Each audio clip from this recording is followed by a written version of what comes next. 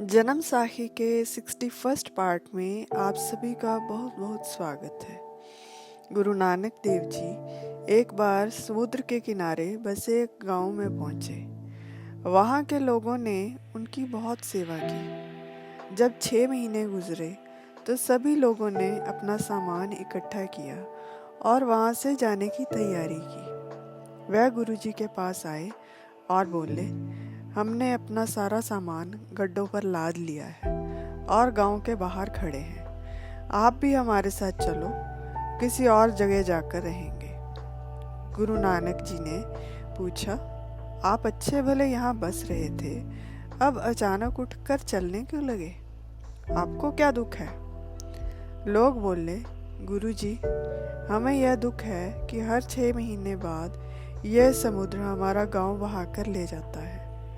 हम हर 6 महीने बाद यहाँ आकर अपना घर बनाते हैं। यह सुन गुरुजी ने कहा, आपके घर तो समुद्र बहाकर ले जाता है। अगर तुम्हारे घर समुद्र ना बहाए तो क्या तुम मेरा कहना मानोगे? गुरु के शिष्य बनोगे? लोग बोले, जी जो आप कहेंगे हम वही करेंगे। गुरुजी ने आश्वासन दिया कि अब की बार आप जाओ, हम यहीं बैठते हैं।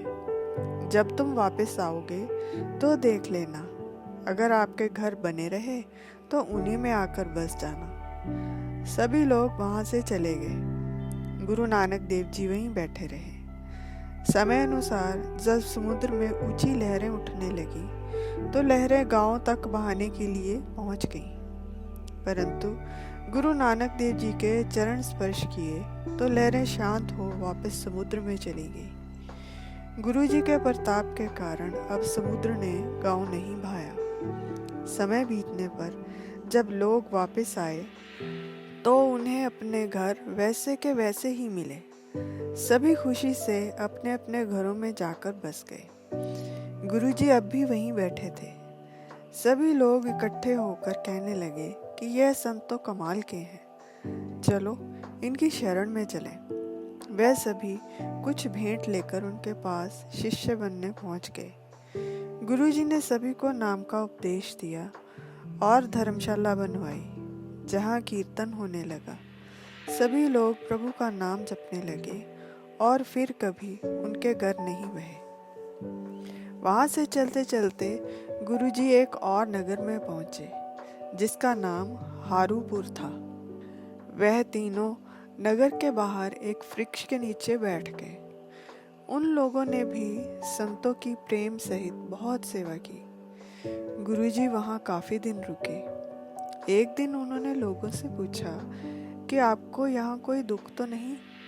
लोगों ने बताया, और सभी तो ठीक है, पर यहाँ एक दैत्य कुछ महीनों बाद आकर हमारे घर जला जाता है।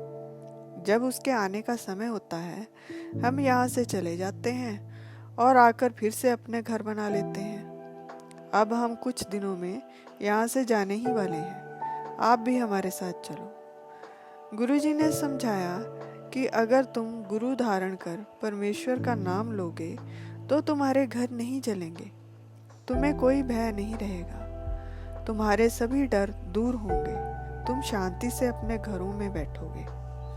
सभी ने गुरुजी की बात मान ली और उन्हें ही अपना गुरु बना नामदान लिया। फिर प्रभु का नाम जपने लगे और कहीं भी नहीं गए। जिस दिन वह राक्षस आने वाला था, लोग गुरुजी के पास पहुंचे और पूछा, हे गरीब निवाज, आज यहाँ पर आग लगेगी, हमारे लिए क्या हुक्म है? गुरुजी ने उन सभी को इकट्ठे होकर प्रभु का सिमरन करने को कहा। सभी लोगों को डर लग रहा था, फिर भी गुरुजी की बात मान उनके पास बैठकर ही सिमरन करने लगे। समय आने पर राक्षस आया।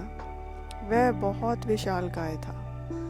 उसका सिर आसमान में और पैर धरती पर थे और बहुत डरावना था। उसका रंग लोहे जैसा था और हाथ में अग्नि पकड़ी हुई थी। उसने लोगों की तरफ देखा और कहा, पहले तो मेरे डर से भाग जाते थे, मैं इनके घरों को जला देता था। इस बार इन्होंने मेरा डर भुला दिया है।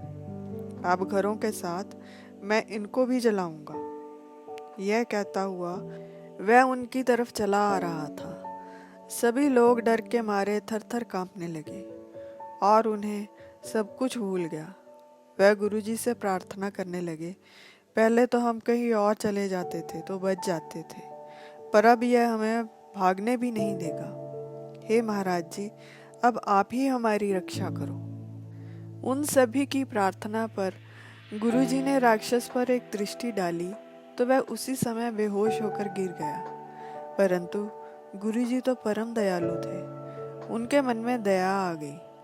उन्होंने अपना चरण राक्षस के माथे को छुआ तो वह उठ बैठा।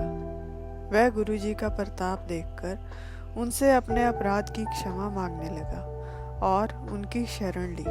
फिर कहा, आपने सबका कल्याण किया है, मैं भी आपका दास हूँ, मेरा भी कल्याण करो।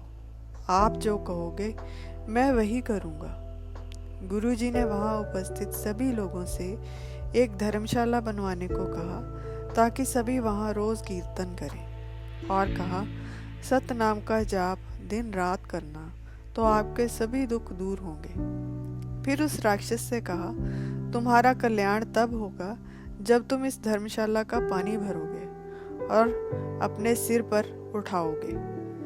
गुरुजी ने इस स्थान को वरदान दिया कि कोई भी सिख, साधु, गृहस्थी जो भी इस धर्मशाला में प्रेम से झल भरेगा, दिया जलाएगा, झाड़ू लगाएगा या और किसी भी प्रकार की सेवा करेगा, वह परम गति को पाएगा।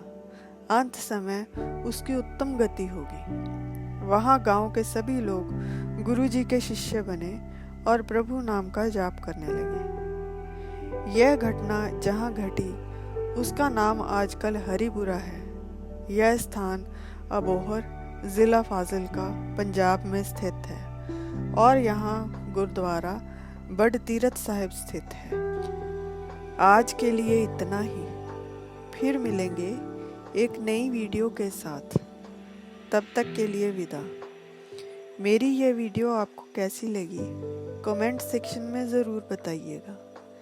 अनजाने में हुई किसी भी भूल के लिए हृदय से क्षमा और मेरी इस वीडियो को अंत तक देखने के लिए आप सभी का बहुत बहुत धन्यवाद।